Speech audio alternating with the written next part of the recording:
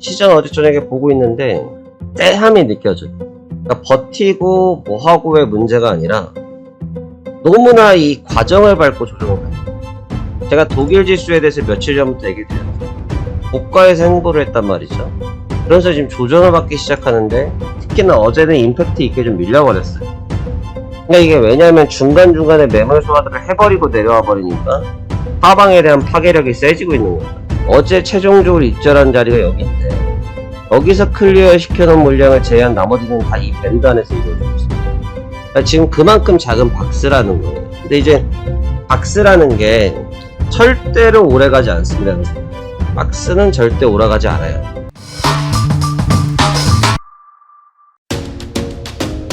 안녕하십니까, 하생왕 송대표입니다. 2024년도 1월 18일 목요일 현재시간 오전 11시 21분을 지나고 있습니다. 자, 밤새 별일 없이 잘 쉬셨습니까? 자, 그러면 오늘 시장 이야기 한번 나눠보려고 합니다. 자, 먼저 간밤에 있었던 다우지수부터 말씀드리면서 오늘장에 대한 설명도 같이 한번 드려보겠습니다. 간밤에 마감했던 다우지수는 전장 대비해서 94포인트 하락한 37,266포인트에서 하락 마감했습니다. 하락을 하긴 했습니다만 퍼센티지를 보시면 마이너스 0.25%로 사실 크게 빠졌다라고 말하기에는 좀 민망한 수치라고 볼 수가 있겠고요. 하지만 장중에는 변동성이 그래도 좀 있었습니다.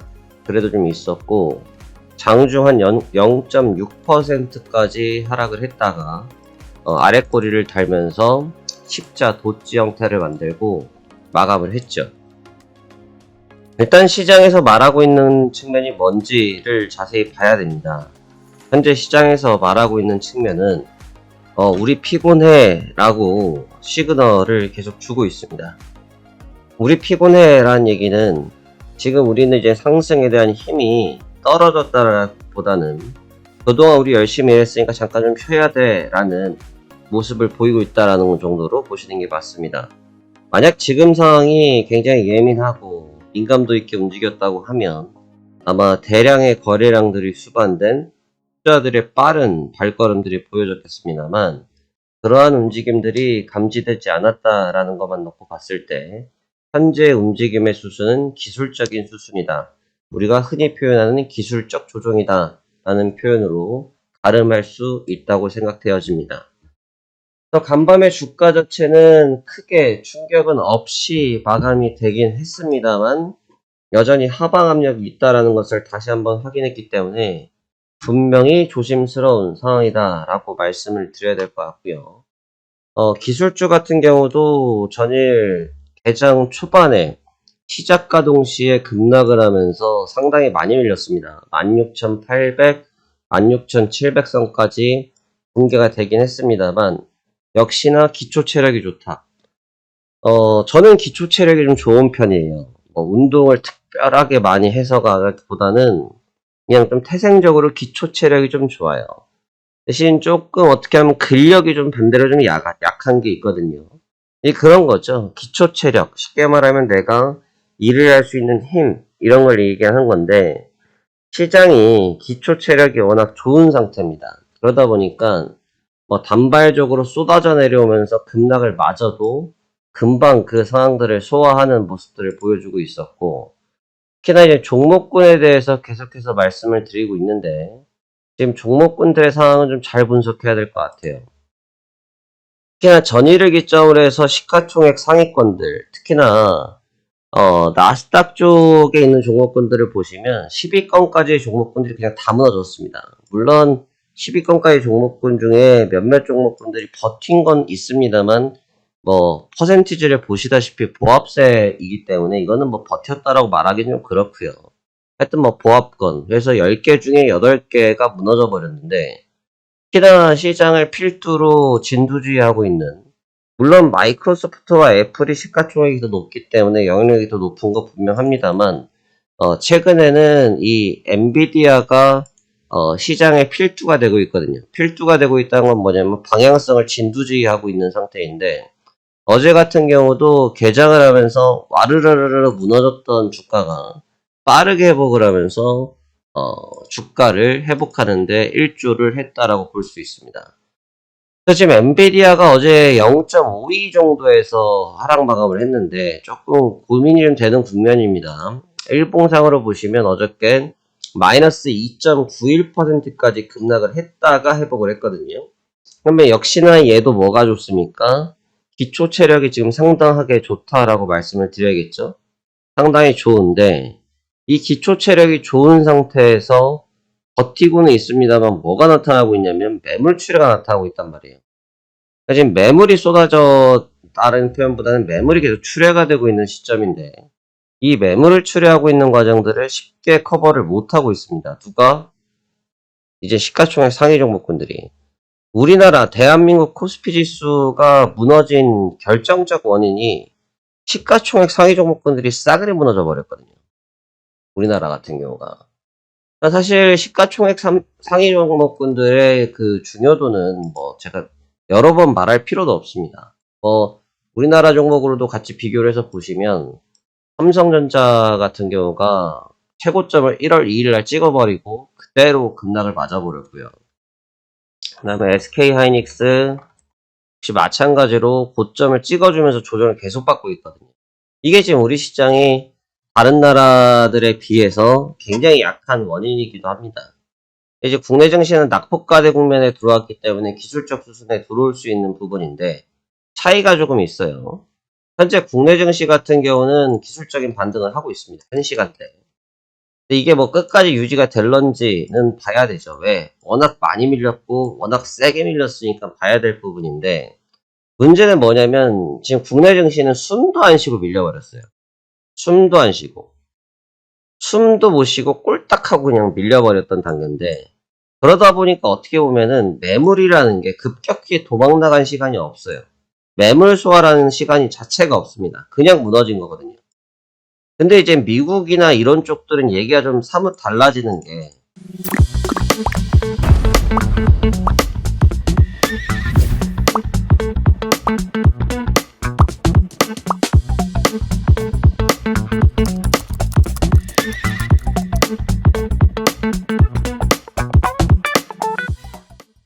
왜 사뭇 달라지냐면 지금 기술적인 조정을 스텝 바이 스텝으로 받고 있거든요. 그럼 스텝 바이 스텝으로 받고 있으니까 어떤 상황이 생기겠습니까? 매물을 분할 청산을 당하고 있다는 거죠. 매물을 분할 청산을 당하고 있어요. 그러니까 매물 자체가 분할적으로 청산이 당하고 있으니까 어떤 상황이 생길 수가 있겠습니까? 굉장히 위험한 순간이 생길 수도 있겠죠. 왜? 중간에 어떠한 과정을 이미 다 겪고 내려와 버리기 때문에. 그러니까 우리 같은 경우, 우리나라 증시 같은 경우는 오히려 기술적으로 반등하기 훨씬 더 수월해요. 왜? 거의 투매성이니까. 근데 지금 미국은 보시면 제가 어제 밤에도 익절을 다 끝내놓고 어제 한 1시쯤에 시장을 좀 시험시험 보고 있었어요. 시험시험 보고 있었는데 무슨 게 느껴지냐면 이건 느낌입니다. 이건 데이터라기보다는 그냥 오랜 경험상 시장을 보면 느껴지는 그런 거 있잖아요. 여러분도 뭐 여러분이 늘 살고 계신 자택에 들어가시면 늘 똑같은 집인데 만약에 누가 몰래 들어와서 뭘 해놨어. 그럼 쎄한 게 느껴지잖아요. 똑같죠. 그러니까 저도 지금 시장 어제 저녁에 보고 있는데 쎄함이 느껴져요. 그러니까 버티고 뭐하고의 문제가 아니라 너무나 이 과정을 밟고 조정을 받는다. 이게 대표적으로 지금 누가 또 그랬냐면 어제 독일 같은 경우 그런데 제가 독일 지수에 대해서 며칠 전부터 얘기 드렸죠. 고가에서 행보를 했단 말이죠. 그래서 지금 조정을 받기 시작하는데 특히나 어제는 임팩트 있게 좀 밀려버렸어요. 그러니까 이게 왜냐하면 중간중간에 매물 소화들을 해버리고 내려와 버리니까 하방에 대한 파괴력이 세지고 있는 거죠. 이해되시죠? 그러니까 지금 나스닥도 마찬가지고 다우지수도 마찬가지고 분명히 반등을 하고 있는 부분들, 시장이 세다라는 측면들 분명하게 존중하고 신뢰한다 이거죠.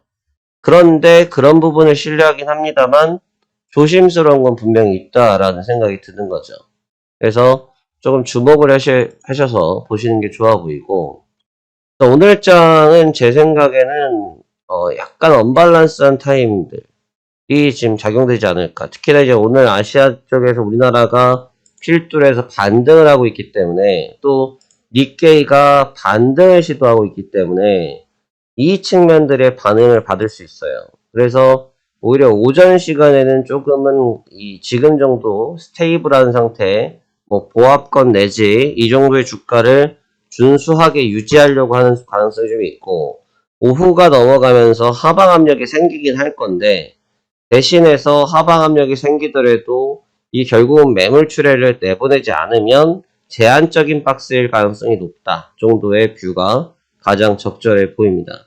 지금 며칠째거든요. 지금 며칠째인데 어제도 지금 어제 매도가, 그 다음에 그제 매도가에서 지금 계속 움직이고 있어요. 그러니까 지금 오늘이 목요일이지 않습니까? 제가 지금 월화순 3일을 매매했는데 3일째 제자리예요, 지금. 3일째. 어제 최종적으로 입절한 자리가 여기인데, 제가 여기서 클리어 시켜놓은 물량을 제한 나머지는 다 이 밴드 안에서 이루어지고 있습니다.